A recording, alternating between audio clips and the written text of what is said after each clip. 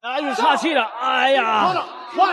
注意看，摩洛哥催泪专家居然 KO 了中国催泪大师魏明辉，肋骨被打断3根的魏明辉此时脸色痛苦，瘫坐在地上，大口喘着粗气。就连魏明辉本人都没想到自己的拿手绝活会被老外模仿导致 KO。不过击倒小胖魏明辉的老外可不是一般人。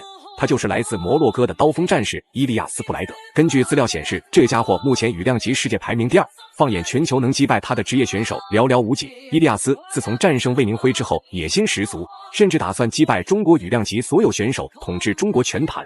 不过大家都知道，中国羽量级还有一位绝顶高手，他就是大家口口相传的坦克邱建良。邱建良自出道以来就一路过关斩将，只用7年时间荣登羽量级世界排名第1。自然，邱建良是伊利亚斯称霸中国拳坛的最大绊脚石。终于在长达半年的备战训练之后，2位羽量级高手彻底碰面。今晚的比赛将会达到中国拳坛绝无仅有的收视率。好了，废话不多说，让我们直接进入比赛现场。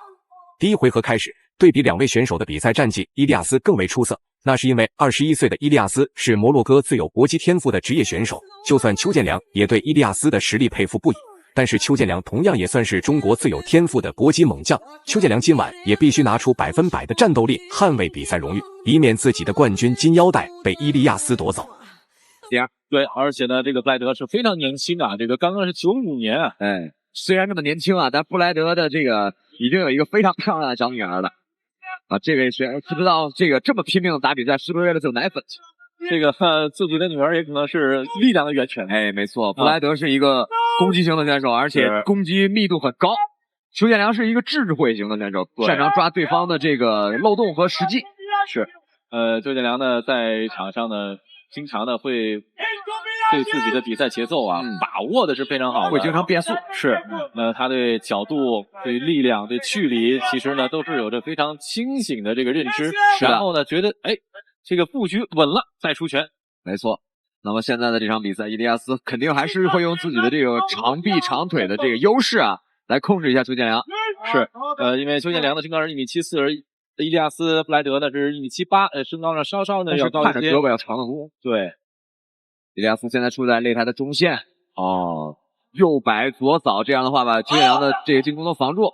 邱建良刚才一个后摆拳击中。伊利亚斯在首回合就对邱建良展开了的凶猛追击，全然不想让邱建良有丝毫的喘息调整机会。奈何邱建良的移动速度太过灵活多变，这才避免了在首回合拼拳换脚吃大亏。而且今天由于天气情况下着细密的小雨，这也无形中增加了双方选手的对峙难度。万一脚下一个大意，都有可能滑倒在地，扣除比分。看他的比赛会不停的看到这个在技术和战略层面上提高的一个这样的选手，我们是很喜欢这样的选手。是，后摆拳，邱建良开始变速了，我们看，哇，后手拳互堵，好，你看测距离，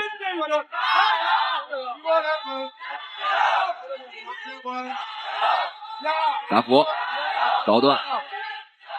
这个伊利亚斯·布莱德防守的非常严密，是，在这是第一回合，对于伊利亚斯来说呢，现在呢更多的还是球的这个稳健的这样一个打法，是因为毕竟邱建良也是一个强手，虽然说这个排名的区别啊，但在前10名的选手都是非常具有威胁力的。是，转身内拳没打到，顶膝，在这个擂台上慢慢的又开始有一点点湿滑。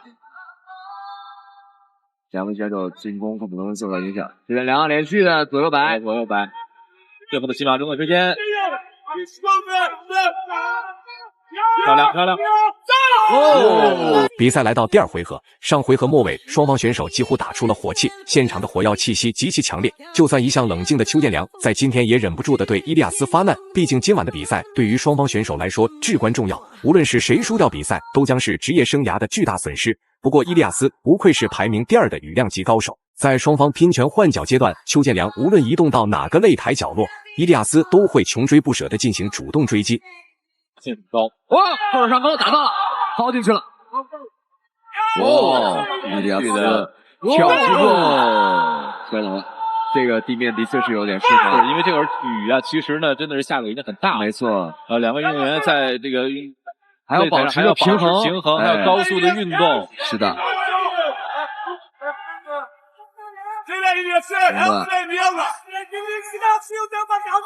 主放拳，伊利亚斯前后手，邱建良现在扫伊利亚斯腿，有效果了吗？我感觉好像伊利亚斯有一点儿移动有点慢。是。但是这个从目前可能还不太好判断，因为这个移动慢，不知道是因为这个忌惮于场地的湿滑，还是这个邱建良扫地有了效果。是的，是的。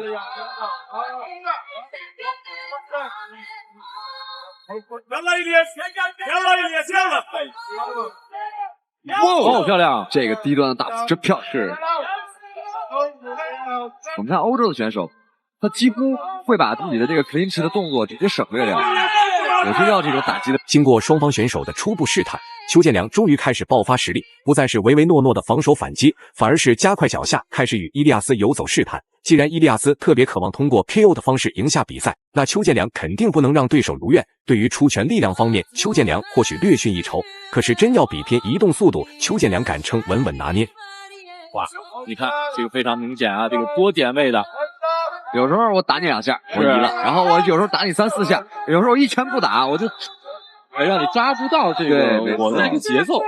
两个人开始互攻，在这样的一个擂台上的情况呢，两个人的这个进攻大多数会变成静态的对攻，对，因为移动可能会导致自己的平衡失去。是，包括呢这个很多这个扯身的动作呀，这个大范围的动作可能做的会少了。这样的话，观众可能会比较开心，因为这是一个电话亭战术，是被迫电话亭战术的一个对攻。两个人就站好了，这样的这进攻输出其实是非常便于我们这个观看的。是，相对密度现在伊利亚斯下来了，这个人开始慢慢的变成助攻式的去哇！回走，伊利亚斯的这个世界上排名第2，我们刚才也说了，他的缘由啊，这个选手非常强悍。是，最后10秒钟，这两个表情还是非常轻松的。甩拳，我们看这伊利亚斯的这个拳的贯。比赛来到第3回合，无论是邱建良还是伊利亚斯，都开始火力全开，招呼给对手。当然，前2回合邱建良一直是以试探为主，干扰伊利亚斯的比赛节奏。这回合邱建良则是开始对伊利亚斯展开凶猛反击，尽可能的将前2回合所失去的比赛点数一一夺回来，那样才有机会争夺比赛最终胜利。一个右片马上手就上来了，邱建良逼早，邱建良这时候应该把密度打起来，因为第3回合了。因为特别容易给裁判留印象的就是第3回合，对，因为是离这个记忆最近的一回。是，这2回合之后，我们看这个伊利亚斯啊，这个进攻的主动性上是非常明显的在加强。是的，所以说邱建良这会儿呢要考虑怎么样改变一下这个场上的局面。地早，做一些重击，现在邱建良并没有做重击，还是大多数以干扰为主。对。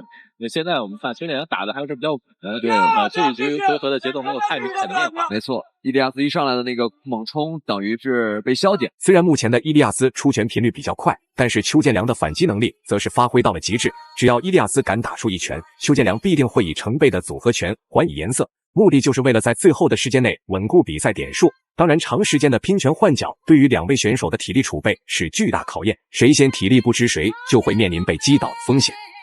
伊利亚斯后摆打到了邱建良，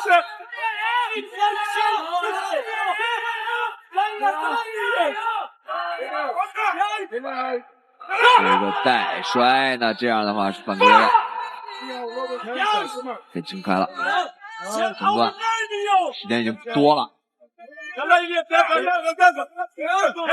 的，邱建良如果再做过多的移动，一定要做动作了，再做过多的移动会被变为消极的。回来中后刀，对，漂亮。看有没有抓住最后的时间。对方想做一个旋风劈，最后的10秒钟，看邱建良还有没有输出。来后早，伊利亚斯整场比赛的这个爆发力。最后公布比赛结果，根据评审一致判定，邱建良通过比分优势赢下最终胜利。大家认为邱建良本场比赛表现如何呢？欢迎在评论区留言讨论，我们下期再见。